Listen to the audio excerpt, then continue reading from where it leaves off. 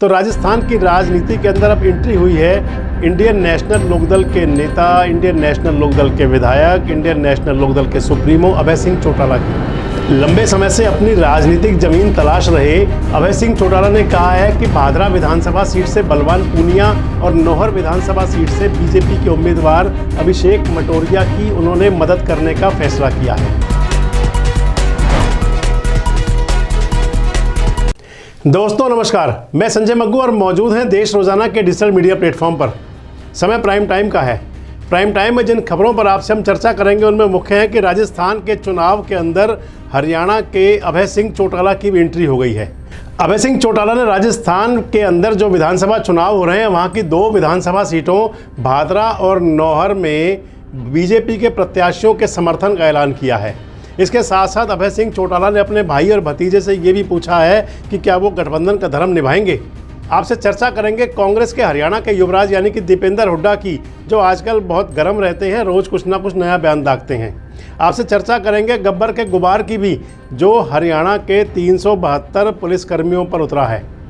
इसके साथ साथ चर्चा आपसे करेंगे मध्य प्रदेश के चुनाव की भी, और साथ साथ चर्चा करेंगे बुराई पर अच्छाई की जीत के प्रतीक दशहरा की भी। इन सब खबरों पर आपसे चर्चा करेंगे। उससे पहले एक नज़र डालते हैं आज की उन खबरों पर जो सुर्खियों में है। इजराइल व हमास के संघर्ष के बीच पीएम मोदी ने जॉर्डन के किंग से की बात, हालात पर जताई चिंता। गाजा पट्टी पर इजराइल का चौथा हमला, आईडीएफसी का बयान हमास के खात्मे के लिए प्रतिबद्ध हैं। इजराइल हमास जंग में 10 ब्रिटिश नागरिक मारे गए, ये दावा किया है यूके के मंत्री ने। हेट स्पीच कानून की समीक्षा करेगी, सुनक सरकार ने कहा जिहाद का नारा लोकतंत्र के लिए खतरनाक। देवघर में दर्दनाक हादसा, बैराज में गिरी एक तेज रफ्तार बोलेरो, एक ही परिवार के 5 लोगों की मौत। वर्ल्ड कप में अफगानिस्तान का बड़ा उलटफेर, पाकिस्तान को 8 विकेट से हराया, काबुल में जश्न का माहौल। नवाज शरीफ को तोशखाना मामले में मिली जमानत।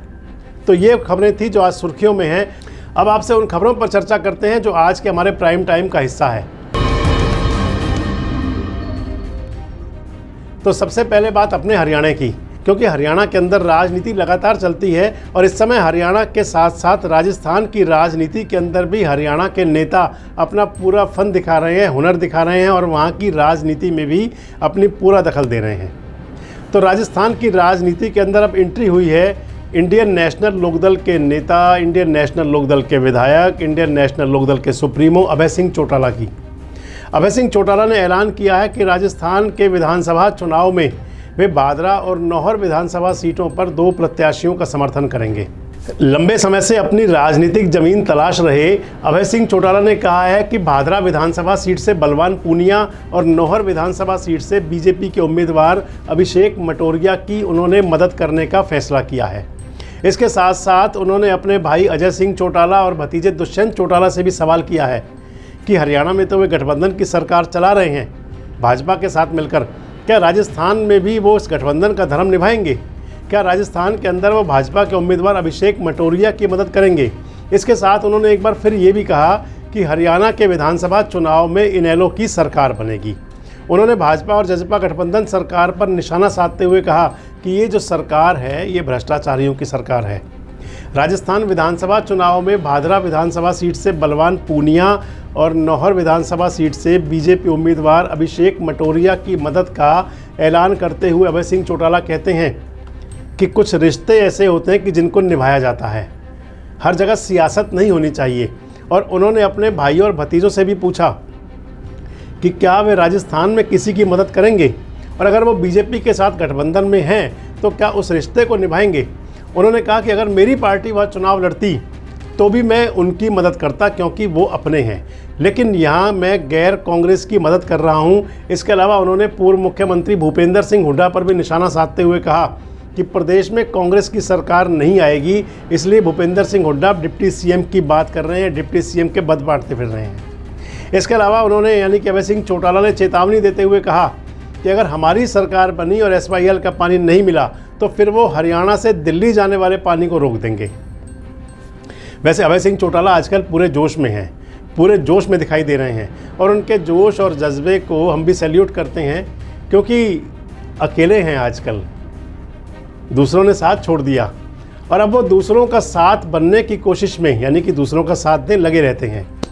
तो ये तो अभय सिंह चौटाला का जोश है। और अभय सिंह चौटाला के जोश के साथ साथ उनकी जो ये कहते हैं कि उनकी जो आदत है कि किसी की मदद करने की, जो कह रहे हैं कि मदद करेंगे, हर सियासत हर रिश्ते के आड़े नहीं आ सकती। तो लेकिन जोश में तो आजकल कांग्रेस के जो हरियाणा के युवराज हैं, यानी कि दीपेंद्र सिंह हुड्डा, आजकल वो भी पूरे जोश में लबरेज हैं। हुड्डा साहब आए दिन प्रदेश की गठबंधन सरकार पर अपने शब्द बाण चलाते रहते हैं। अब उन्होंने हरियाणा सरकार पर निशाना साधते हुए सीईटी परीक्षा को लेकर कई तंज कसे हैं। कह रहे हैं कि सीईटी का पेपर जो है ये सरकार का रिपोर्ट कार्ड है। आइए सुनिए क्या कह रहे हैं दीपेंद्र सिंह हुड्डा। ये सीईटी का जो पेपर है ये सरकार का रिपोर्ट कार्ड है। 13,000 पोस्ट पे 14 लाख बच्चे अगर फार्म अप्लाई करें तो ये देश में मैं समझता हूँ जो सबसे ज़्यादा बेरोजगारी हरियाणा प्रदेश में इस सरकार की देन है, उसका जीता जाता सबूत है। इस सरकार में ना तो कोई निवेश हुआ, ना फैक्ट्रियाँ लगी, ना कोई प्राइवेट सेक्टर के अंदर रोज़गार के अवसर उपलब्ध हो पाए बच्चों को, और ना ही सरकारी क्षेत्र के अंदर रोज़गार देने में सरकार सफल हो पाई है। इस सरकार ने हरियाणा के नौजवान के भविष्य को अंधकार में किस रूप से किया है उसका प्रमाण सीईटी के अंदर, ये तो इतना तो इस तरह का रेशो मैं समझता हूँ ये तो यूपीएससी के इम्तिहानों में हुआ करती है। तो ये तो बात थी दो नेताओं के जोश की, यानी कि दीपेंद्र सिंह हुड्डा और अभय सिंह चौटाला के जोश की। लेकिन इसके साथ साथ एक गुबार निकला है गब्बर का। गब्बर सिंह बोले तो हरियाणा के जो गृह मंत्री हैं अनिल विज, जिनको गब्बर का नाम दिया जाता है और जो खुद भी इस नाम को सुनकर बहुत खुश भी होते हैं। और गब्बर का जो हंटर चला है वो हरियाणा के 372 पुलिसकर्मियों पर चला है। दरअसल बात यह है कि एक साल में दर्ज एफआईआर के मामलों को नहीं निपटाने पर, यानी कि जो पिछले एक साल से जिन पर कोई डिस्पोज नहीं हुआ, उस मामले पर गुस्सा हो गए गृह मंत्री अनिल विज। और अनिल विज ने कड़ा फैसला ले लिया और कह दिया कि लापरवाही बरतने वाले 372 आईओ यानी कि जांच अधिकारियों को निलंबित कर दिया जाए। इनमें हवलदार से लेकर एएसआई और एसआई तक के पुलिस कर्मचारी शामिल हैं, यानी कि हेड कांस्टेबल से सब इंस्पेक्टर तक। पुलिस कर्मचारियों को निलंबित करने के लिए अनिल विज ने डीजीपी शत्रुजीत कपूर को चिट्ठी भी लिख दी है। वजह साफ है कि एक साल पुराने केसों को निपटाया नहीं गया। स्पष्टीकरण के लिए नोटिस जारी हुआ, जवाब भी मिला, लेकिन वो जवाब संतोषजनक नहीं था।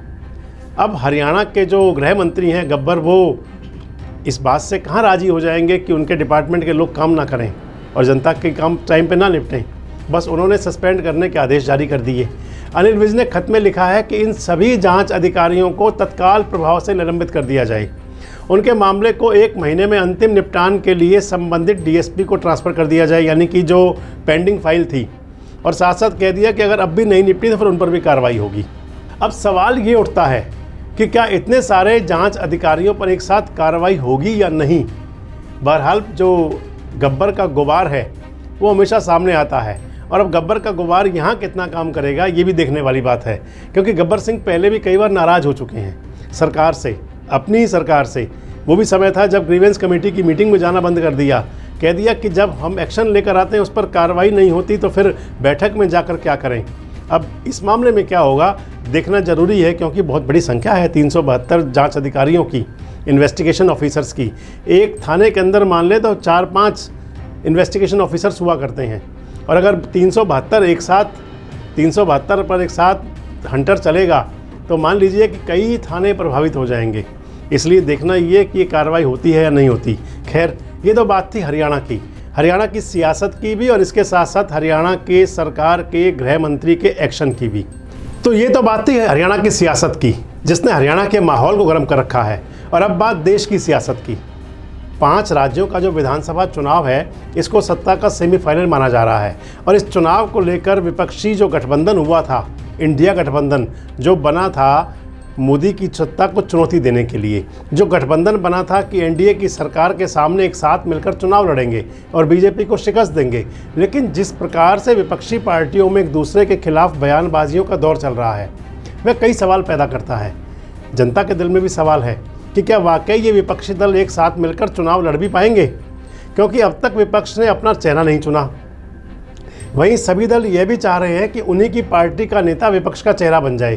तभी तो आए दिन उत्तर प्रदेश और बिहार में वहाँ के प्रमुख नेताओं के पोस्टर लगे होते हैं अब आजकल पोस्टर लगा हुआ अखिलेश यादव का लिखा हुआ कि भावी प्रधानमंत्री।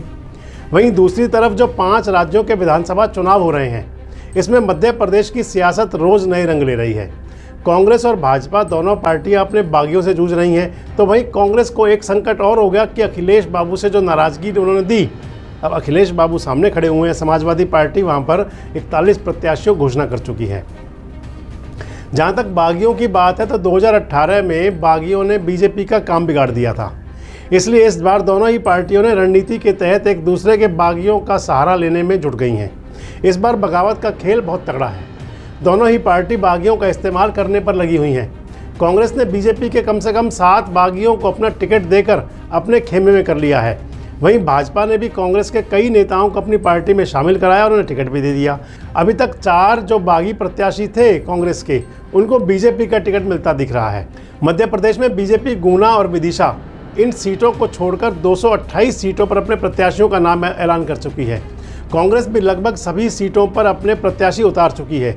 दोनों ही पार्टियों से बागी चुनाव लड़ रहे हैं, लेकिन जो आंकड़े सामने आ रहे हैं उसके मुताबिक कांग्रेस को बागियों से ज़्यादा नुकसान होता दिख रहा है, क्योंकि अब तक कांग्रेस से 40 बागी प्रत्याशी ऐसे हैं जो सामने आ चुके हैं। प्रदेश की अब तक 26 सीटों पर टिकट कटने के बाद भाजपा को भी चुनावी बगावत का सामना करना पड़ रहा है, यानी कि भारतीय जनता पार्टी के भी बागी मैदान में है, लेकिन ज़्यादा बागी कांग्रेस के हैं। वैसे बताते हैं कि जिस पार्टी की हवा ज़्यादा अच्छी होती है किसी राज्य में, उसके बागी भी ज़्यादा होते हैं। खैर, ये सियासत थी। आज दशहरा है, विजयदशमी, असत्य पर सत्य और अन्याय पर न्याय की जीत का पर्व।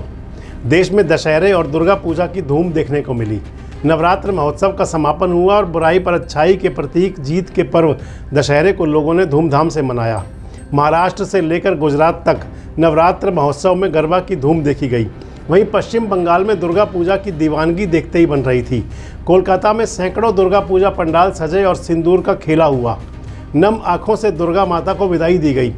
वहीं देश के रक्षा मंत्री राजनाथ सिंह ने अरुणाचल प्रदेश के तवांग में एक अग्रिम सैन्य स्थल पर सेना के जवानों के साथ दशहरा मनाया और शस्त्र पूजा की। नागपुर में हमेशा की तरह आरएसएस यानी कि आरएसएस राष्ट्रीय स्वयंसेवक संघ की तरफ से विजयदशमी उत्सव का आयोजन किया गया, जिसमें केंद्रीय मंत्री नितिन गडकरी के साथ साथ संगीतकार शंकर महादेवन भी शामिल हुए।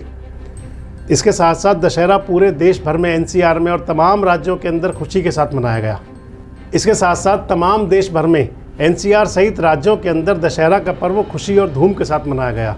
तो इसी असत्य पर सत्य की जीत के पर्व की आपको शुभकामना देते हुए आज के इस कार्यक्रम में यानी कि प्राइम टाइम में आपसे लेते हैं इजाज़त। कल फिर मिलेंगे कुछ उन मुद्दों और खबरों के साथ जो रखते हैं आपसे सरोकार।